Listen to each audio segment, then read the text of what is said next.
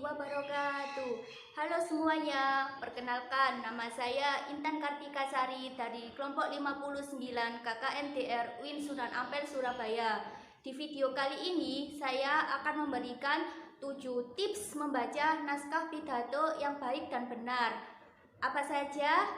Yuk disimak. Yang pertama, berlatih. Jadi, sebelum kita membacakan naskah pidato di depan orang banyak, kita harus melatihnya terlebih dahulu. Kita harus memaksimalkan persiapannya. Untuk berlatih membaca pidato, langkah awal kalian bisa membaca naskah yang sudah jadi itu, kemudian direkam. Belum memakai ekspresi, jadi masih membaca. Kalian baca dari awal hingga akhir, terus dengan rekaman tersebut kalian bisa mengetahui kurangnya di mana. Mungkin volumenya masih belum, intonasinya masih kurang tepat atau jedanya.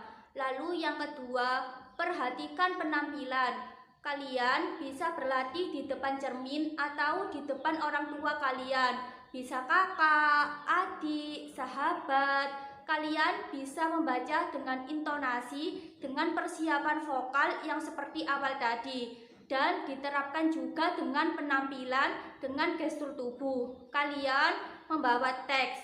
Terus, bagaimana kalian jalan kanan kiri atau lebih baiknya berdiri di satu tempat. Karena mungkin nanti pada saat acara menggunakan stand mic. Terus kalian membutuhkan ekspresi wajah yang seperti apa.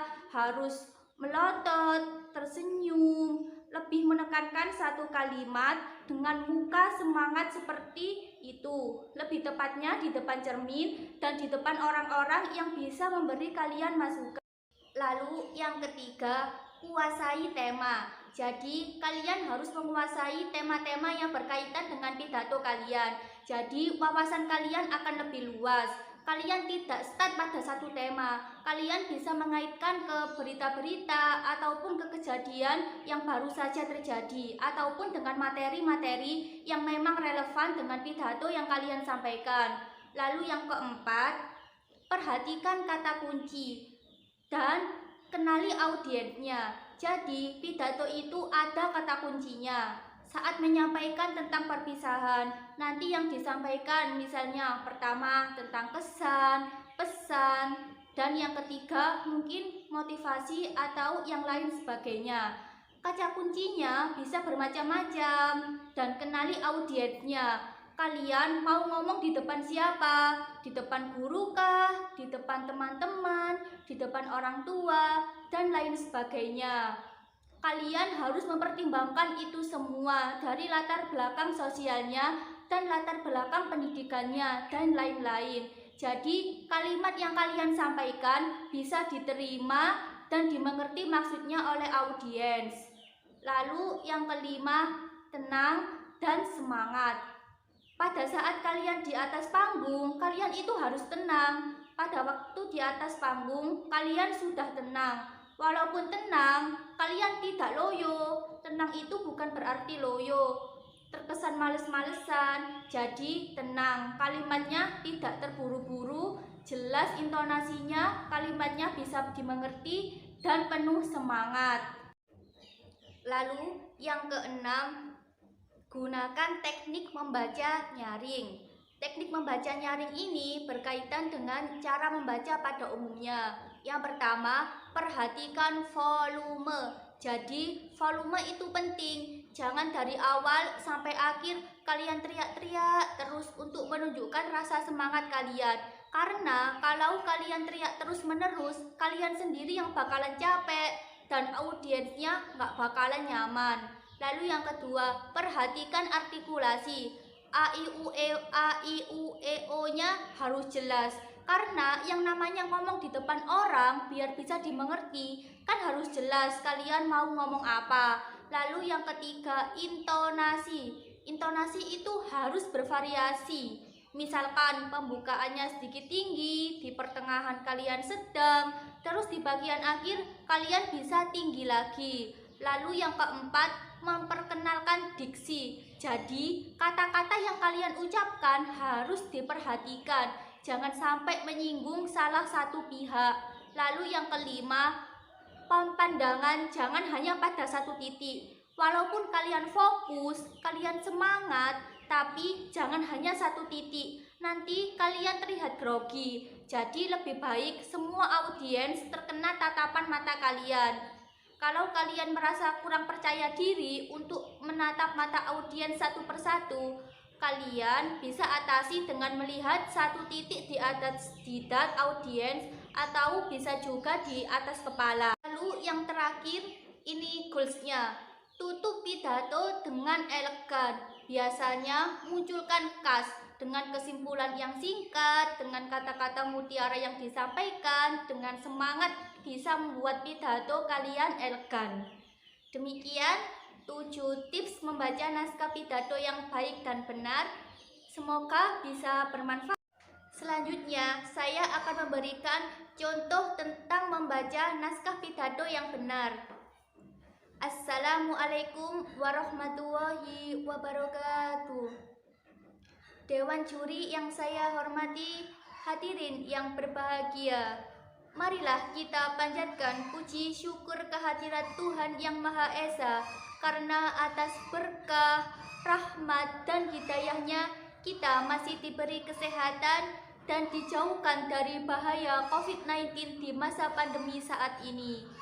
Dewan juri yang saya hormati, pada kesempatan yang berbahagia ini saya akan menyampaikan pidato singkat tentang dampak COVID-19 bagi pendidikan di Indonesia.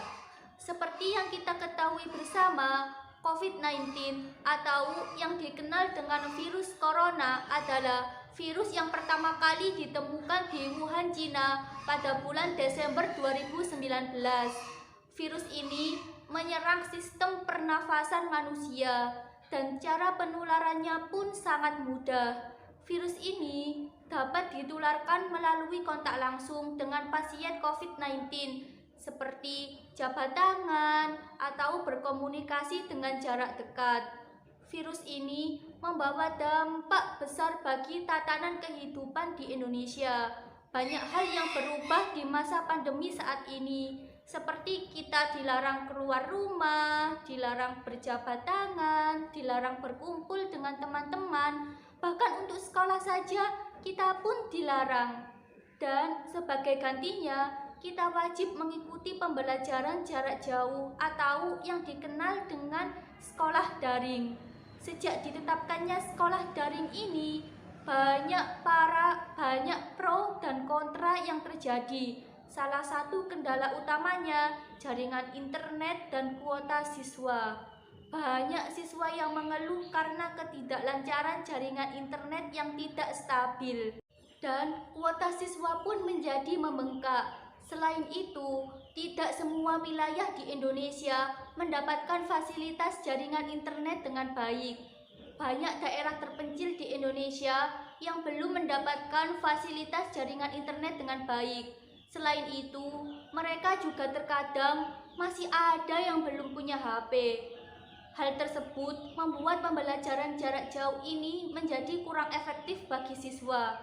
Selain itu, banyak dari siswa yang absen saja karena mereka merasa bosan dengan sifat pembelajaran seperti ini.